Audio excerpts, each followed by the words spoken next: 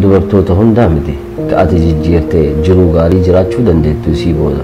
Dubartoonni garii jiruu tana keessatti yoo isaan kadhabdu taate jiruu kee guutuu dubartii isii fakkaattu malee hin barbaadu jetta.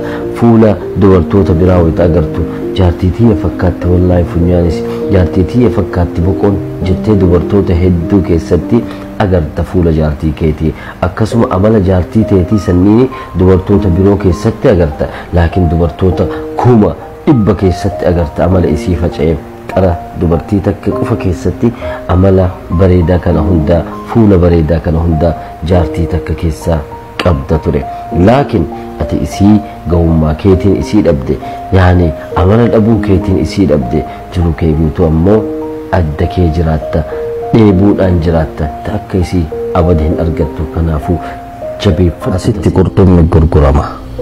Namtichi yoo mana qurxummii banatee san booda qurxummii gurguraa osoo jiru namtichi itti seenee qurxummii erga bitatee booda akkana jedhee yaada xiqqoo wahii qaba jedhee maali jennaan asii qurxummii gurguramaa ka jedhu kana maal gootaa barreessita akiid achitti miti ka gurgurama asitti hin beena asitti kaase jedheen qurxummii gurgurama jedheen san booda jecha asitti jettu san kaase san booda keettaan illee dhufee erga bitatee booda yaada biraa kenneef qurxummii gurgurama ka jedhu gurguramaa kaasii qurxummii qofa dhiisii jedheen san booda sunillee qurxummii gurguramaa hin kaase san booda ka sadaffaa hin dhufee innillee maal gootaa qurxummii yoo barreessite jedheen maaliif maal si fayyada jedheen hafuuraan hundeena gona wita gabaa jalqabarraa seenuu akka qurxummiin asii gurguramu beekaasee san booda qurxummii jettu hin kaase kaafraffaa hin dhufee qurxummii erga bitatee dhufee yaada xiqqoo wahii qaba jedhee maal jennaan asii qurxummii gurguramu jettee maan barreessinee jedheen waan jibbitu arguu yoo hin barbaadin ija kee cufachuu hin dandeettaa jedha.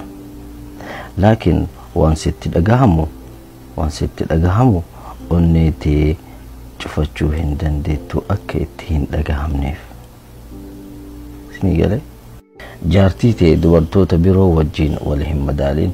Dubartiin biroo ababaa ta'uu hin dandeetti yookiin abaaboo ta'uu hin dandeetti.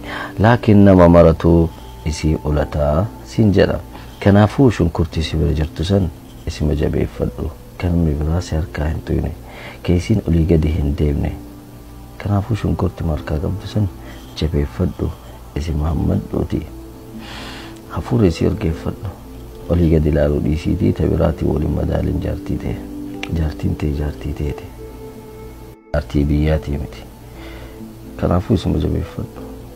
Ati bar imaluu hin fakkaattan jedhe.